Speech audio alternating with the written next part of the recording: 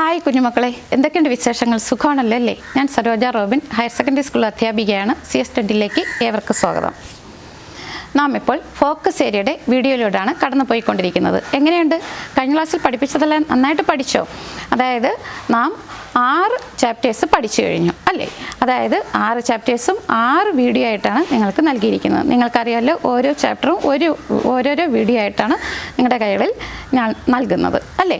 അപ്പോൾ ഇന്ന് നമുക്ക് 7ാമത്തെ വീഡിയോ ആണ്. അതായത് components of the computer system എന്ന ചാപ്റ്ററാണ് നാം ഇന്ന് പഠിക്കുന്നത്. ഓക്കെ, അപ്പോൾ ഒരു വലിയ ചാപ്റ്റർ ഒരു കുഞ്ഞു വീഡിയോയിൽ നല്ല ഏത് ക്വസ്റ്റ്യൻ എങ്ങനെ ചോദിച്ചാലും കിട്ടത്തക്ക രീതിയിലാണ് ഞാൻ ഈ വീഡിയോ നിങ്ങൾക്ക് പ്രിപ്പയർ ചെയ്തിരിക്കുന്നത്. അതായത് സിമ്പിൾ നോട്ട്സിലൂടെയാണ് നൽകിയിരിക്കുന്നത്. വളരെ സിമ്പിളായിട്ട് ഏത് ടഫസ്റ്റ് പോർഷനും ഞാൻ നിങ്ങൾക്ക് നല്ല രസപ്രദമായിട്ടാണ് പഠിപ്പിച്ചിരിക്കുന്നത്. മനസ്സിലായോ? അപ്പോൾ നിങ്ങൾക്കിത് ആ വീഡിയോയുടെ ആദ്യം മുതൽ അവസാനം വരെ കണ്ടാൽ മാത്രമാണ് അതിൽ ഓരോ കാര്യങ്ങളും വ്യക്തമായിട്ട് മനസ്സിലാകുന്നത്. അതുപോലെ തന്നെ ഇതിൽ പ്രീവിയസ് ഇയറിലെ ക്വസ്റ്റ്യൻസ് ഉൾപ്പെടെ തന്നിട്ടുണ്ട്. അതുപോലെ അറ്റ് എ ഗ്ലാൻസ് എന്ന ഭാഗം ഇതിനകത്തുണ്ട്. അത് ഈ പഠിച്ച ഒരു ചാപ്റ്ററും ഒറ്റ നോട്ടത്തിൽ മനസ്സിലാക്കേണ്ട വിദ്യകളുണ്ട്. പിന്നെ മെമ്മറി ട്രിക്സ്, ഇതെല്ലാം അടങ്ങിയതാണ് ഈ ഒരു കുഞ്ഞു വീഡിയോ. അപ്പോൾ ഇത് ആദ്യം മുതൽ അവസാനം വരെയും കാണുക. ഓക്കെ, റെഡി ആണല്ലോ അല്ലേ? പോകാം ക്ലാസ്സിലോട്ട്.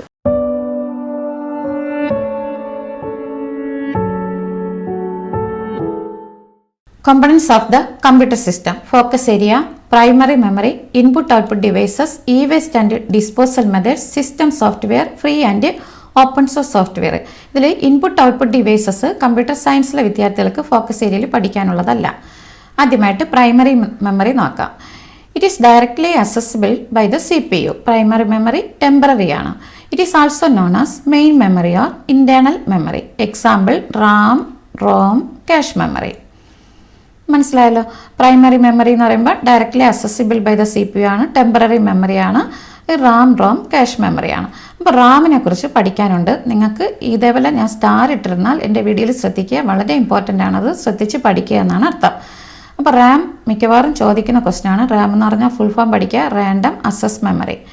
അടുത്തെന്താ? RAM is volatile. വോളറ്റൈൽ എന്ന് പറഞ്ഞാൽ എന്താണ്? It's contents are lost when the power is switched off. അപ്പോൾ കറണ്ട് പോയാൽ ഇതിലുള്ള കണ്ടൻ്റൊക്കെ നഷ്ടപ്പെടും. അതിനെയാണ് വോളറ്റൈൽ എന്ന് പറയുന്നത്. പിന്നെ റാമിലുള്ളത് നമുക്ക് റീഡ് ചെയ്യാനായിട്ട് സാധിക്കും. അതുപോലെ റാമിലോട്ട് നമുക്ക് റൈറ്റ് ചെയ്യാനും സാധിക്കും. It allows reading and writing.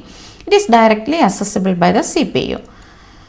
Storage capacity of RAM is 2 GB and above. Okay, അടുത്തത് മെമ്മറി മെഷറിംഗ് യൂണിറ്റ്സ്. നമ്മൾ 0, 1 എന്നൊക്കെ പഠിച്ചിട്ടില്ലേ, ബിറ്റ്. അത് തന്നെയാണ്. ഒരു ബിറ്റ് എന്ന് പറയുമ്പോൾ ബൈനറി ഡിജിറ്റിനെയാണ് പറയുന്നത്. മനസ്സിലായല്ലോ? അപ്പോൾ 4 ബിറ്റ്സ് എന്ന് പറയുമ്പോൾ ഒരു നിബിളാണ്. 8 ബിറ്റ്സ് ചേരുമ്പോൾ ഒരു ബൈറ്റ് ആകും. 1024 ബൈറ്റ്സ് ചേരുമ്പോൾ 1 KB ആകും, kilobyte. 1024 KB 1 megabyte, MB.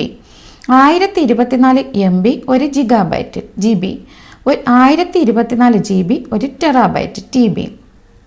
1024 TB 1 petabyte, PB.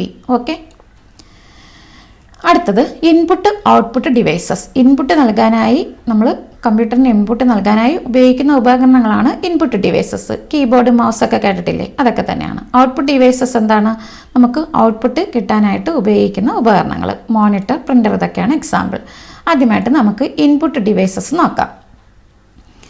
ഒന്നാമത്തത് കീബോർഡ്. കീബോർഡ് എല്ലാവർക്കും അറിയാമല്ലോ. It is used to input alphabets, numbers and other characters. ഇതൊക്കെ ഇൻപുട്ട് ചെയ്യാനാണ് ഉപയോഗിക്കുന്നത്.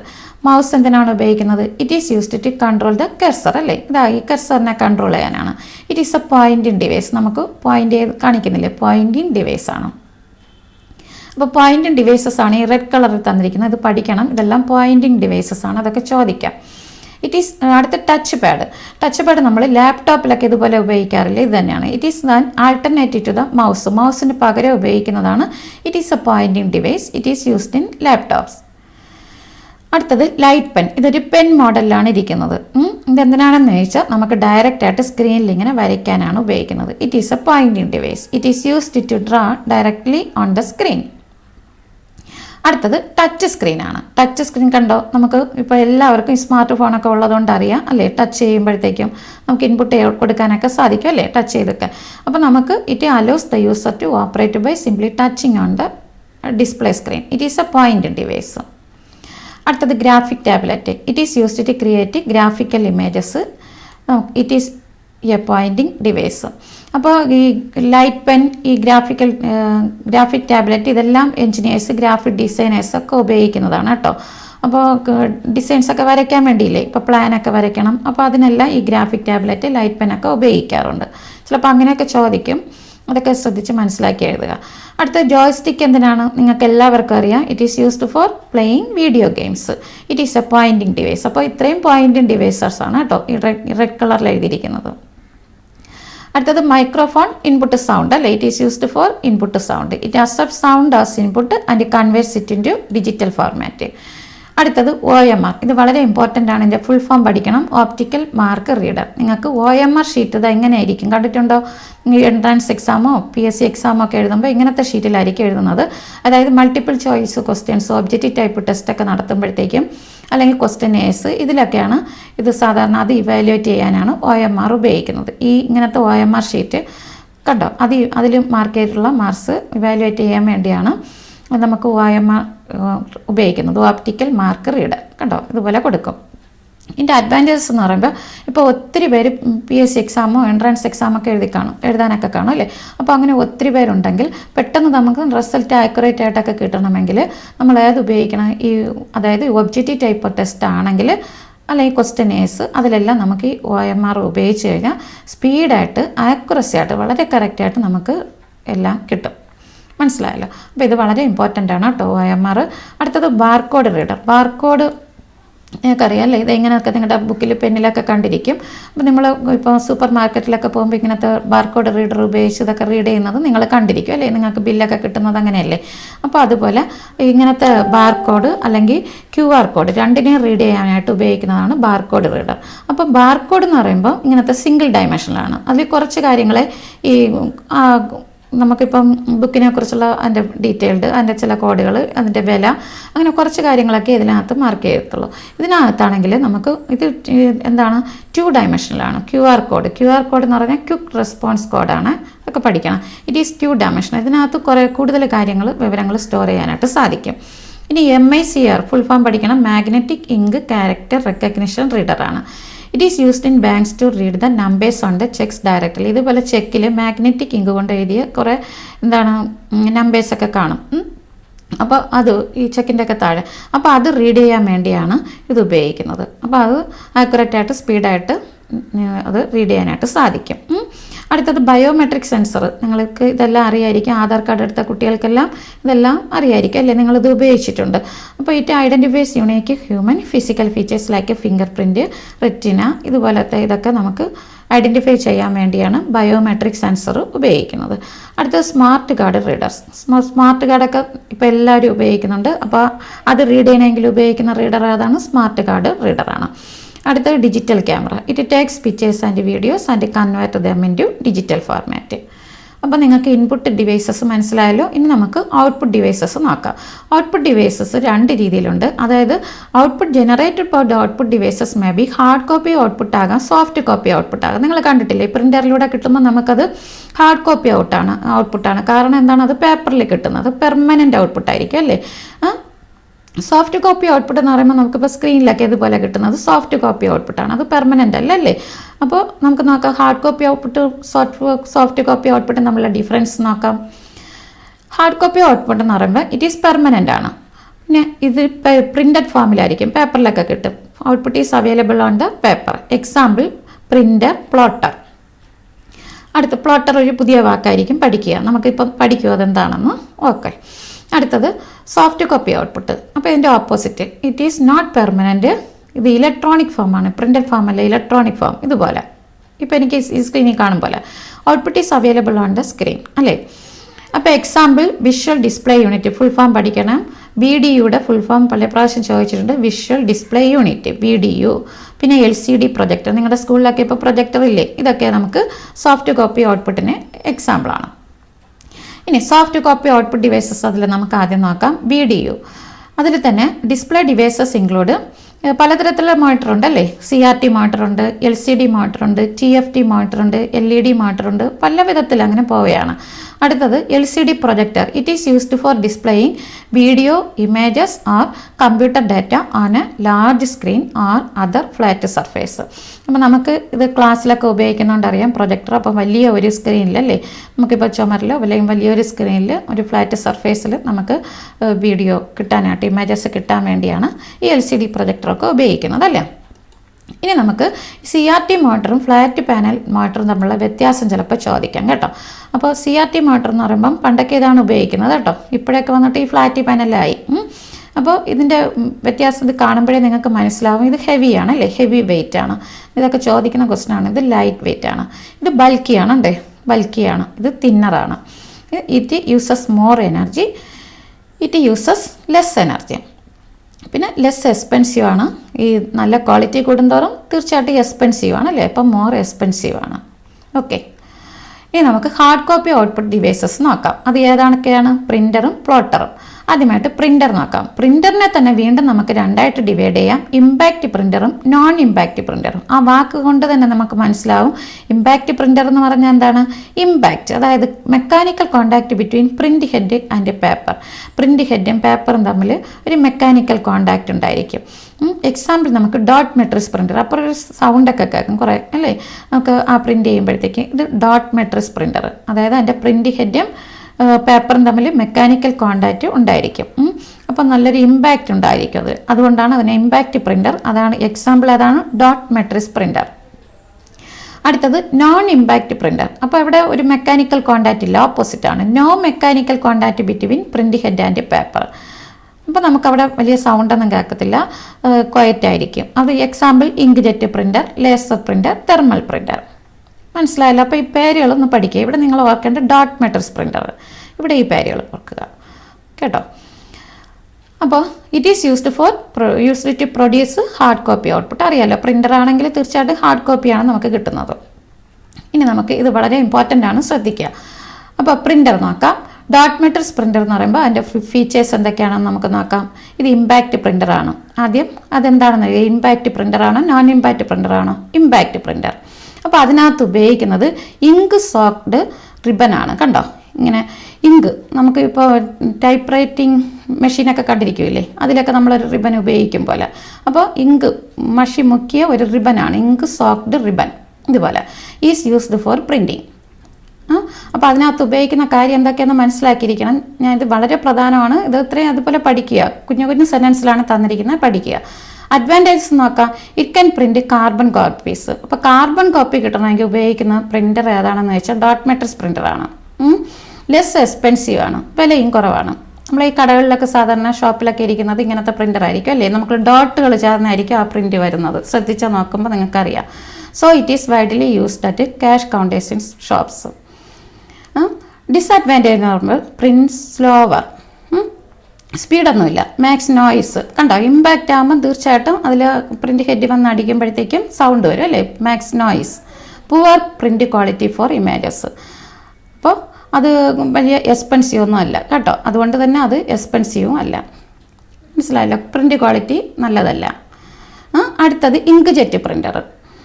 ഇതുപോലെ ഇരിക്കും, കണ്ടിട്ടുണ്ടോ? അപ്പം ഇത് നോൺ ഇമ്പാക്റ്റ് പ്രിൻ്ററാണ്. അപ്പോൾ ആദ്യം നിങ്ങൾ ഏത് പ്രിൻ്റർ എന്ന് എഴുതണം, നോൺ ഇമ്പാക്റ്റ് പ്രിൻ്റർ. അതിനകത്ത് ഉപയോഗിക്കുന്ന കാര്യം എന്താണ്? ലിക്വിഡ് ഇങ്ക് ആണ്. ഇതിനെയാണ് കാഡ്രിഡ്ജ്. നമ്മൾ മഷിക്കുപ്പി എന്ന് പറയില്ലേ, മഷിക്കുപ്പിക്ക് പകരം പറയുന്ന പേര് തന്നെയാണ് കാഡ്രിഡ്ജ്. വാക്ക് പഠിക്കുക, കാഡ്രിഡ്ജ്. കാഡ്രിഡ്ജ്. അപ്പോൾ ഇതിനെ മഷിക്കുപ്പിക്ക് പറയുന്ന പേരെന്താണ്? കാഡ്രിഡ്ജ്. അപ്പോൾ ഇങ്ക് കാഡ്രിഡ്ജാണ് ഇതിനകത്ത് ഉപയോഗിക്കുന്നത്.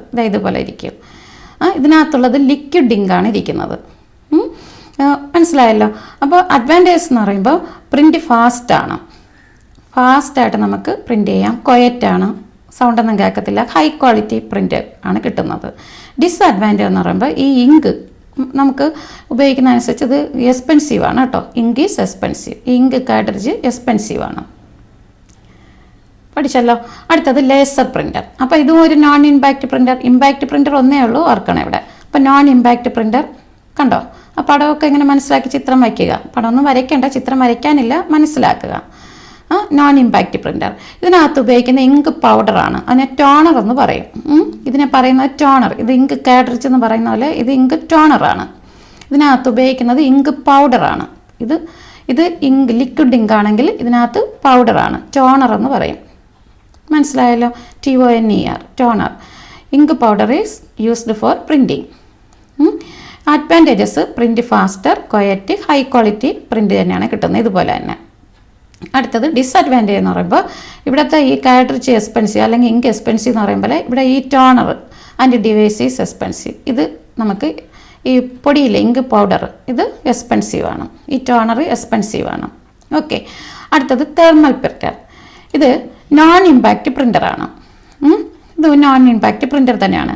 Heat sensitive paper is used for printing. ഇതുപോലത്തെ ഹീറ്റ് സെൻസിറ്റീവ് പേപ്പറാണ് ഉപയോഗിക്കുന്നത് പ്രിൻറ്റിങ്ങിന്. കണ്ടല്ലോ.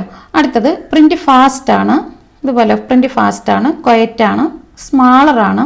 അപ്പോൾ ഇത് കുഞ്ഞു സാധനമാണ്, നമുക്ക് കൊണ്ടൊക്കെ നടക്കാം. ലൈറ്റ് വെയിറ്റ് ആണ്, ലൈറ്ററാണ്, സ്മാളറാണ്, പോർട്ടബിൾ, കൺസ്യൂം ലെസ് പവർ. അപ്പോൾ സൈസ് കുറയും തോറും തീർച്ചയായിട്ടും ലെസ് പവർ ആയിരിക്കും. പിന്നെ ഡിസഡ്വാൻറ്റേജ് എന്ന് പറയുമ്പോൾ പുവർ പ്രിൻറ്റ് ക്വാളിറ്റിയാണ്. പ്രിൻറ്റ് ക്വാളിറ്റി പുവർ ആയിരിക്കും. ഇവിടെയും പ്രിൻറ്റ് ക്വാളിറ്റി നല്ലതല്ല അല്ലേ? അതുപോലെ ഇവിടുത്തെ പ്രിൻറ്റ് ക്വാളിറ്റിയും തെർമൽ പ്രിൻ്ററിലുള്ളത് നമുക്ക് മാഞ്ഞു പോകാനൊക്കെ സാധ്യതയുണ്ട്, തെർമൽ പ്രിൻ്ററിലുള്ളത്. അതുകൊണ്ട് ഇത് പുവർ പ്രിൻറ്റ് ക്വാളിറ്റിയാണ്. അപ്പം അങ്ങനെ മനസ്സിലാക്കി വയ്ക്കുക. ഇവിടെയും പുവർ പ്രിൻറ്റ് ക്വാളിറ്റി, ഇവിടെയും പുവർ പ്രിൻറ്റ് ക്വാളിറ്റിയാണ്. അപ്പോൾ പോർട്ടബിൾ ആയിട്ടുള്ള പ്രിൻ്റർ ഏതാണ്? നമുക്ക് തെർമൽ പ്രിൻ്റർ. ചിലപ്പോൾ അത് ചോദിക്കാം കേട്ടോ. തെർമൽ പ്രിൻ്ററാണ് പോർട്ടബിൾ, കൊണ്ട് നടക്കാനൊക്കെ പറ്റുന്ന, ലൈറ്റ് വെയിറ്റ് ആണ്, കൊണ്ട് നടക്കാൻ പറ്റുന്നതാണത്. ഓക്കെ. അപ്പോൾ ഇത്രയും മനസ്സിലായി. കാർബൺ കോപ്പി കിട്ടുന്നത് ഏതാണ്? Dot matrix printer. അപ്പോൾ ഇതിനകത്തൊക്കെ ഇത് ലിക്വിഡ് ഇങ്ക്, ഇതിൽ ലിങ്ക് പൗഡറാണ്, ഇതിൽ ഇങ്ക് സോക്ഡ് റിബണാണ് ഉപയോഗിക്കുന്നത്, ഇതിനകത്ത് ഹീറ്റ് സെൻസിറ്റീവ് പേപ്പറാണ് ഉപയോഗിക്കുന്നത്. ഇങ്ങനെ അങ്ങോട്ടും ഇങ്ങോട്ടും മനസ്സിലാക്കി വയ്ക്കുക, വളരെ ഈസിയാണ്. ഓക്കെ. ഇനി പ്ലോട്ടർ. ഇത് നിങ്ങൾ കണ്ടിട്ടുണ്ടാവുന്നതോ? ഇത് വലിയ വലിയ ഇങ്ങനത്തെ ഇത് ചിത്രങ്ങളൊക്കെ ഗ്രാഫ്സൊക്കെ ഡിസൈൻ ചെയ്യാനൊക്കെയാണ് ഇത് ഉപയോഗിക്കുന്നത്. ഈ പോസ്റ്ററൊക്കെ അല്ലേ വലിയത്. അപ്പോൾ a plotter is a hard copy output device ആണ്. It is used to draw graphs and designs on paper. കണ്ടോ? ഗ്രാഫ്, ഡിസൈൻസ് ഇതൊക്കെ ഇങ്ങനെ പേപ്പറിൽ നമുക്ക് കിട്ടാൻ വേണ്ടിയാണ് പ്ലോട്ടർ ഉപയോഗിക്കുന്നത്. ഇത് വളരെ ഇമ്പോർട്ടൻ്റ് ആണ്, ശ്രദ്ധിക്കുക. അടുത്തത് 3 ഡയമെൻഷണൽ അല്ലെങ്കിൽ 3D പ്രിൻ്റർ. ഇപ്പോഴൊക്കെ പുതുതായിട്ട് വന്നതാണ് കേട്ടോ 3D പ്രിൻ്റർ. അപ്പോൾ ഇതെങ്ങനെ കണ്ടോ? നമുക്ക് ഏത് ഒബ്ജക്റ്റ് ഇതുപോലെ നമുക്ക് പ്രിൻ്റ് ചെയ്തെടുക്കാനായിട്ട് സാധിക്കും. It is used to print 3D objects. കണ്ടോ? 3D ഒബ്ജക്ട്സ് ഇത് പ്രിൻ്റ് ചെയ്തെടുക്കുന്നതാണ്. ഇങ്ങനെ ഒരു ഒബ്ജക്റ്റ് പ്രിൻ്റ് ചെയ്തെടുക്കാനാണ്.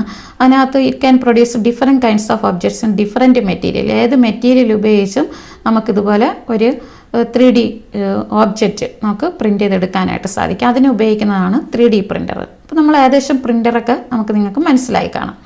അപ്പോൾ പ്ലോട്ടറും പ്രത്യേകം ശ്രദ്ധിക്കണം. ഇനി വളരെ ഇമ്പോർട്ടൻ്റ് ഷുവർ ക്വസ്റ്റ്യൻ ആണ്. ഇതില്ലാതൊരു ക്വസ്റ്റ്യൻ പേപ്പർ ഇല്ല, അതുകൊണ്ട് ശ്രദ്ധിക്കണം. ഇത് ഷുവറായിട്ട് ചോദിച്ചിരിക്കും, അതുപോലെ പഠിക്കുക.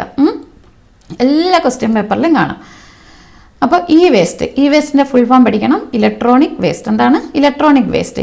Waste is any electronic equipment that has been discarded. Discarded എന്ന് പറഞ്ഞാൽ നമ്മളിപ്പോൾ ഉപേക്ഷിക്കുന്ന, നമ്മൾ കൊണ്ട് കളയാറില്ലേ വേസ്റ്റുകൾ, അങ്ങനത്തെ കളയുന്ന ഇലക്ട്രോണിക് ഇക്വിപ്മെൻ്റ് ആണ്. നമ്മളിപ്പോൾ ഉപേക്ഷിച്ച് കളയുന്ന ഇലക്ട്രോണിക് ഇക്വിപ്മെൻറ്റിനെയാണ് വേസ്റ്റ് എന്ന് പറയുന്നത്. എക്സാമ്പിൾ ഇതുപോലെ discarded computers, mobile phones, television sets, refrigerator, ഏത് ഇലക്ട്രോണിക് ഇക്വിപ്മെൻറ്റും അല്ലേ ഇങ്ങനെ നമ്മൾ കൊണ്ട് തള്ളിയാൽ അതിനെയാണ് വേസ്റ്റ് എന്ന് പറയുന്നത്. അപ്പോൾ ഇനി വേസ്റ്റ് ഡിസ്പോസൽ മെത്തേഡ്സ്. അപ്പോൾ വേസ്റ്റ് എന്താണെന്ന് ചോദിക്കാം. അപ്പോൾ നിങ്ങൾ അതോടെ എക്സാമ്പിൾ ഉൾപ്പെടെ എഴുതുക. വേസ്റ്റ് ഡിസ്പോസൽ മെത്തേഡ് വളരെ വളരെ ഇമ്പോർട്ടൻ്റ് ഷുവർ ക്വസ്റ്റ്യൻ ആണ്. 100% ചോദിച്ചിരിക്കും, അത്ര ഷുവറാണ് കേട്ടോ. അപ്പോൾ ഇത് അതുപോലെ പഠിക്കുക. ഒന്നാമത്തത് റീയൂസ്. എങ്ങനെയൊക്കെ നമുക്ക് വേസ്റ്റ് ഡിസ്പോസ് ചെയ്യാം. ഇപ്പോൾ ഈ കാലഘട്ടത്തിൽ വളരെ ഒരു പ്രശ്നമാണ്. വേസ്റ്റ് ഇങ്ങനെ കുന്നുകൂടിയാൽ നമ്മുടെ ഭൂമിക്കും നമ്മുടെ ആരോഗ്യത്തിനും ഒക്കെ അത് ഹാനികരമാണ്. അപ്പോൾ അത് എന്തുകൊണ്ടാണ്, എങ്ങനെയൊക്കെയാണ് നമുക്ക് വേസ്റ്റിനെ ഡിസ്പോസ് ചെയ്യാനായിട്ട് സാധിക്കും? ഒന്നാമത്തത് റീയൂസും. അപ്പോൾ reuse the equipment after modification. ഇപ്പോൾ മൊബൈൽ ഫോണൊക്കെ നമുക്ക് ചീത്തയായി കഴിഞ്ഞാൽ നമുക്ക് എന്ത് ചെയ്യാം? അതിനെ വീണ്ടും സാധിക്കുമെങ്കിൽ അതിനെ നന്നാക്കി എടുത്ത് വീണ്ടും ഉപയോഗിക്കുക അല്ലേ? അല്ലെങ്കിൽ അതിനെ നന്നാക്കി മറ്റുള്ളവർക്കെങ്കിലും കൊടുക്കുക, അത് ഉപയോഗിക്കാൻ പറ്റുന്നവർക്ക് കൊടുക്കുക. അപ്പോൾ ഇതൊക്കെ ഇങ്ങനെയൊക്കെ മലയാളത്തിലൊക്കെ എഴുതാം, മലയാളത്തിൽ എഴുതാൻ പറ്റുന്നവർക്ക്. അല്ലാത്തവർ ഇംഗ്ലീഷിൽ ഇതുപോലെ എഴുതുക. Reuse the equipment after modification. അതിനെ മോഡിഫൈ ചെയ്ത് ഉപയോഗിക്കുക. മനസ്സിലായല്ലോ? അടുത്തത് ഇൻസിനറേഷൻ. അപ്പോൾ ഒരു പുതിയ വാക്കാണ് പഠിക്കുക. സിനിമ എന്നല്ല, സിനിറേഷൻ. റേഷൻ കട എന്നൊക്കെ റേഷൻ കേട്ടിട്ടുണ്ടല്ലോ, അപ്പോൾ റേഷൻ എന്നുള്ള വാക്ക് വന്നു. സിനി എന്ന് കേട്ടിട്ടുണ്ടോ, സിനിമയുടെ സിനി, അത് ഓർക്കുക. അപ്പോൾ ഇന്ന് ഓർക്കാമല്ലോ, അപ്പോൾ ഇൻസിനിറേഷൻ കണ്ടോ. അപ്പോൾ ഇന്ന്, പിന്നെ സിനിമയുടെ സിനി, പിന്നെ റേഷൻ. അപ്പോൾ ഇൻസിനറേഷൻ പഠിച്ചല്ലോ. It is the process of burning e waste at high temperature in a chimney. അപ്പോൾ ചിമ്മിനിയുടെ സഹായത്തോടുകൂടെ ഈ വേസ്റ്റ് ഇങ്ങനെ ഹൈ ടെമ്പറേച്ചറിൽ നമുക്ക് ബേൺ ചെയ്യാം, കത്തിക്കാം. അപ്പോൾ ഇങ്ങനെ കത്തിക്കുന്നതിനെ പറയുന്നതാണ് ഇൻസിനറേഷൻ. എന്താ കണ്ട, ഇൻസിനറേറ്ററിൻ്റെ സഹായം, ഇതാണ് ഇൻസിനറേറ്റർ, ഇത് കത്തിക്കുന്ന സാധനമാണ് ഇൻസിനറേറ്റർ. അപ്പോൾ അതിൻ്റെ സഹായത്തോടെ കത്തിച്ച് കളയുന്നതിനാണ് ഇൻസിനറേഷൻ എന്ന് പറയുന്നത്. It is the process of burning e waste at high temperature in a chimney. മനസ്സിലായല്ലോ. അപ്പോൾ ചിമ്മിനിയൊക്കെ സ്പെല്ലിംഗ് പഠിക്കുക. അടുത്ത് റീസൈക്ലിംഗ്. റീസൈക്ലിംഗ് നമ്മൾ എപ്പോഴും കേൾക്കുന്ന വാക്കാണ് അല്ലേ. It is the process of converting ഈ വേസ്റ്റ് ഇൻറ്റു റീയൂസബിൾ മെറ്റീരിയൽ. ഈ റീയൂസബിൾ മെറ്റീരിയൽ ആക്കാൻ വേണ്ടി അതിനെ നമ്മൾ റീസൈക്ലിംഗ് ചെയ്യാനായിട്ട് കൊടുക്കാം.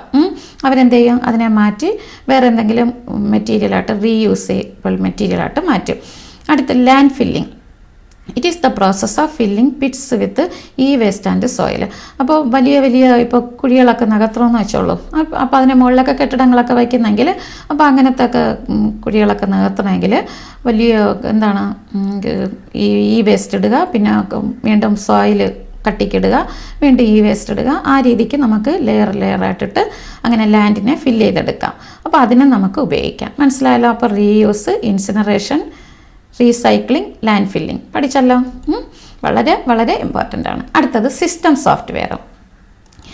System software it is a set of programs designed to control the operations of a computer.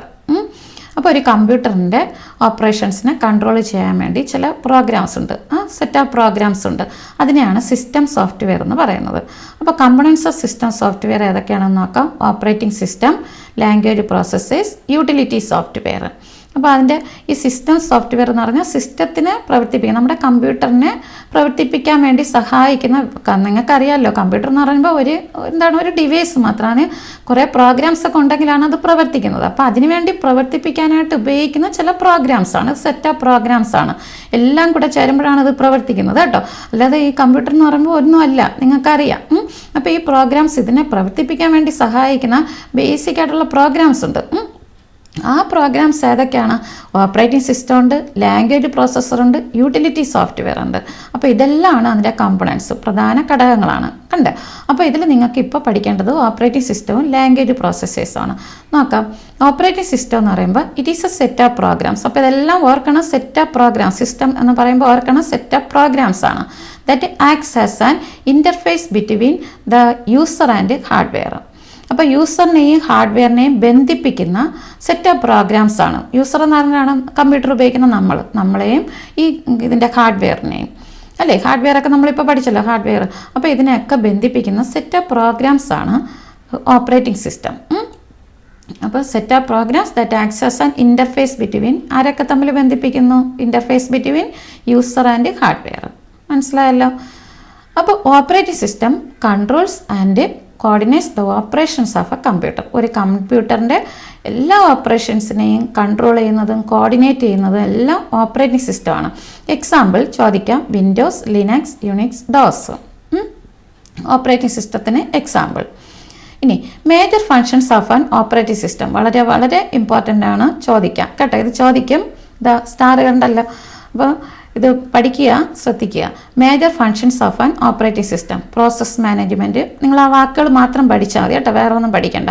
Memory management, ഇതിൻ്റെ പ്രോസസ്സിനെ manage ചെയ്യാം അല്ലേ. Process management, memory management, file management, device management.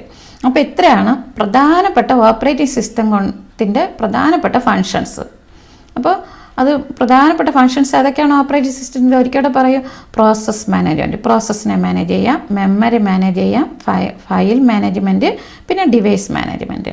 അപ്പോൾ ഇത് ഓർക്കാനായിട്ട് നിങ്ങൾക്കൊരു ഈസി ടിപ്സ് പറഞ്ഞുതരാം. ഡിവൈസിൻ്റെ മെമ്മറിയിൽ ഫയൽ പ്രോസസ്സ് ചെയ്തു, ഡിവൈസിൻ്റെ മെമ്മറിയിൽ ഫയൽ പ്രോസസ്സ് ചെയ്തു. ഓർക്കൂ, ഡിവൈസ് മാനേജ്മെൻറ്റ് കണ്ടോ, ഡിവൈസിൻ്റെ മെമ്മറിയിൽ ഫയൽ പ്രോസസ്സ് ചെയ്തു. അപ്പോൾ എല്ലാം കിട്ടിയല്ലോ. അപ്പോൾ ഈ സെൻറ്റൻസ് പഠിക്കുക, പിന്നെ നിങ്ങൾ മാനേജ്മെൻ്റ് എന്നുകൂടെ ഇടുക. ഓക്കെ. അപ്പോൾ അത് പഠിച്ചു. അടുത്തത് language processors. Language processors translate high level language programs into machine language. High level language പ്രോഗ്രാമിനെ മെഷീൻ ലാംഗ്വേജ് ആക്കാനാണ് ലാംഗ്വേജ് പ്രോസസ്സർ ഉപയോഗിക്കുന്നത്. ഒരിക്കൽ ഹൈ ലെവൽ ലാംഗ്വേജ് പ്രോഗ്രാമിനെ മെഷീൻ ലാംഗ്വേജ് ആക്കാനാണ് ലാംഗ്വേജ് പ്രോസസ്സർ ഉപയോഗിക്കുന്നത്. ഹൈ ലെവൽ ലാംഗ്വേജ് പ്രോഗ്രാംസിന് എന്നൊക്കെ പറഞ്ഞാൽ അതായത് ഇപ്പോൾ C++, C എന്നൊക്കെ പറയില്ലേ, അപ്പോൾ ഈ ലാംഗ്വേജിനെ മെഷീൻ്റെ ലാംഗ്വേജിൽ അല്ലേ അതിലോട്ട് മാറ്റണമെങ്കിൽ അതിനിടയ്ക്ക് ഒരു ലാംഗ്വേജ് പ്രോസസ്സർ വേണം ട്രാൻസ്ലേറ്റ് ചെയ്യാൻ വേണ്ടി. അതിനാണ് ഉപയോഗിക്കുന്നത്.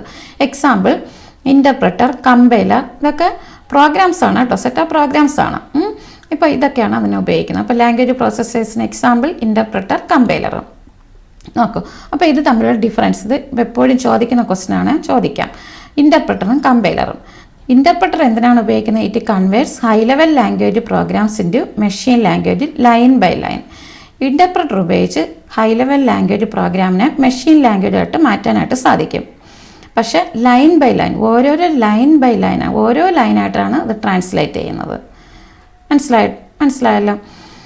അപ്പോൾ ഇവിടെ എക്സാമ്പിൾ നമുക്ക് ഇൻ്റർപ്രറ്റർ ഉപയോഗിക്കുന്നത് ബേസിക് എന്നുള്ള ലാംഗ്വേജ് പഠിക്കുക. പണ്ട് കാലത്തൊക്കെ നമ്മൾ ബേസിക്കൊക്കെ ഉപയോഗിക്കുമായിരുന്നു, ഇപ്പോഴങ്ങനെ ഉപയോഗിക്കുന്നില്ല.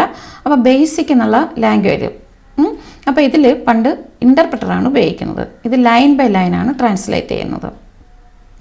ഇവിടെ ആണെങ്കിൽ കമ്പൈലർ ആണെങ്കിൽ it converts high level language program into machine language. അതുപോലെ തന്നെ, പക്ഷേ വ്യത്യാസം ഇന്ന single step, line by line അല്ല, മൊത്തം ഒരുമിച്ചാണ് അത് ട്രാൻസ്ലേറ്റ് ചെയ്യുന്നത്. ആ പ്രോഗ്രാം ഒരുമിച്ച് ട്രാൻസ്ലേറ്റ് ചെയ്യും. അപ്പോൾ സ്പീഡ് കൂടുതൽ അതിനായിരിക്കും, കമ്പൈലറിനായിരിക്കും. ഇൻ്റർപ്രറ്റർ ഉപയോഗിക്കുമ്പോൾ സ്പീഡ് കുറവായിരിക്കും, ഓരോരോ ലൈനായിട്ട് ട്രാൻസ്ലേറ്റ് ചെയ്യുന്നുള്ളൂ. ഇവിടെ എല്ലാം ഒരുമിച്ച് ട്രാൻസ്ലേറ്റ് ചെയ്യും. മനസ്സിലായില്ല? അപ്പോൾ ഈ വാക്കുകളാണ് വ്യത്യാസം ഇവിടുത്തെ റെഡിൽ കാണിച്ചിരിക്കുന്നത്. അപ്പോൾ ഇവിടെ ഉപയോഗിക്കുന്ന പ്രോഗ്രാമിംഗ് ലാംഗ്വേജസ്, കമ്പൈലർ ഉപയോഗിക്കുന്ന പ്രോഗ്രാമിംഗ് ലാംഗ്വേജസ് ഏതൊക്കെയാണ്? C++, പാസ്കൽ, ഇതിലെല്ലാം ഇപ്പോൾ കമ്പൈലറാണ് ഉപയോഗിക്കുന്നത്. അപ്പോൾ നമ്മളിപ്പം പഠിക്കുന്ന C++ലും കമ്പൈലറാണ്. അപ്പോൾ ഈ എക്സാമ്പിൾ ഓർഡർ പഠിക്കുക, വളരെ ഇമ്പോർട്ടൻ്റ് ആണ് കേട്ടോ. അടുത്തത് free and open source software, FOSS. ഒരിക്കലും പറയൂ, ഫുൾ ഫോം പഠിക്കൂ. Free and open source software പഠിച്ചല്ലോ. അപ്പോൾ അതുപോലെ തന്നെ അതിൽ പറഞ്ഞിട്ടുണ്ടല്ലോ ഫ്രീ ആൻഡ് ഓപ്പൺ സോഴ്സ്. അത് എന്തൊക്കെയാണ് നമുക്ക് ഫ്രീഡം ഒന്ന് നോക്കാം.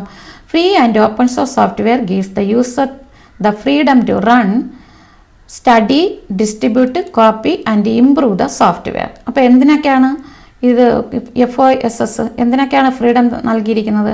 Freedom to run the software, study the software, distribute, copy and improve the software. മനസ്സിലായല്ലോ? അപ്പോൾ റൺ ചെയ്യാനും സ്റ്റഡി ചെയ്യാനും അതിനെ ഡിസ്ട്രിബ്യൂട്ട് ചെയ്യാം, വിതരണം ചെയ്യാം, കോപ്പി എടുക്കാം, പിന്നെ അതിനെ ഇംപ്രൂവ് ചെയ്ത് നമുക്ക് ഉപയോഗിക്കാം. ഇതിനെല്ലാം ഉള്ള ഫ്രീഡമാണ് ഉള്ളത് free and open source software എന്ന് പറയുന്നത്. അപ്പോൾ അത് ഏതൊക്കെയാണ്? New Linux operating system, fire force, library office, ഇതൊക്കെ അതിപ്പോൾ എക്സാമ്പിൾസ് പഠിക്കുക. ഇത് ഇമ്പോർട്ടൻ്റ് ആണ്.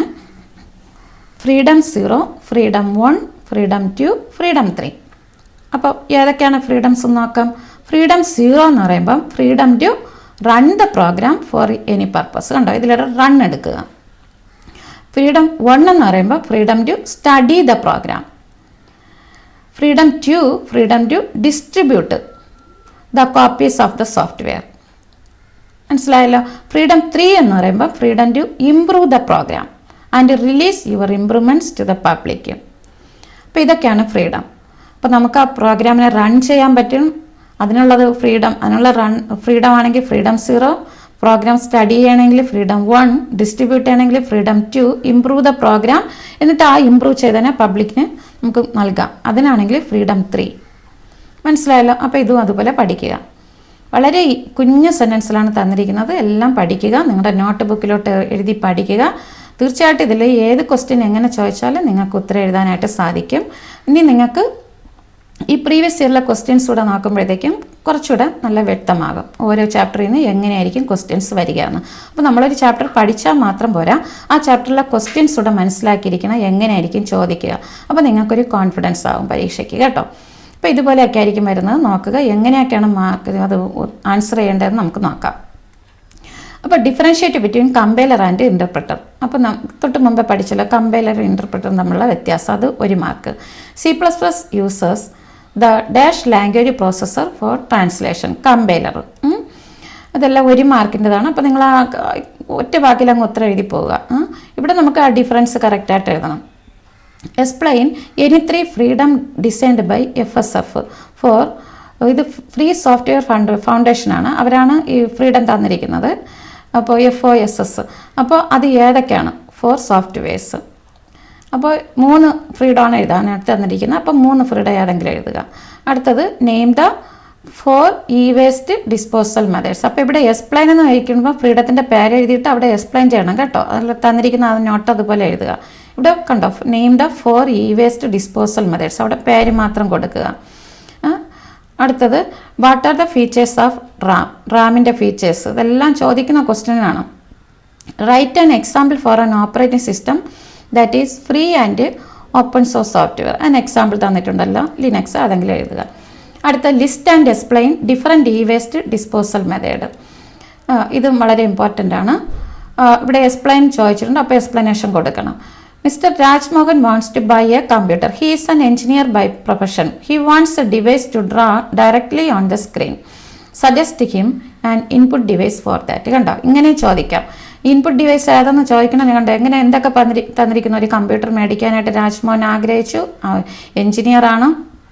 അപ്പോൾ ഡയറക്റ്റായിട്ട് സ്ക്രീനിൽ വരയ്ക്കണം. അപ്പോൾ ഡയറക്റ്റായിട്ട് വരയ്ക്കാൻ പറ്റുന്നത് ഏതാണ്? ലൈറ്റ് പെന്നാണ് അല്ലേ.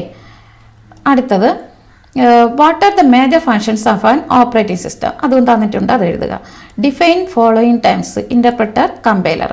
അവർ school is decided to buy a free and open source software for office purpose. What are the different freedoms we get through FSF licensing. അപ്പോൾ ആ ഫ്രീഡംസ് ഒക്കെ എഴുതുക.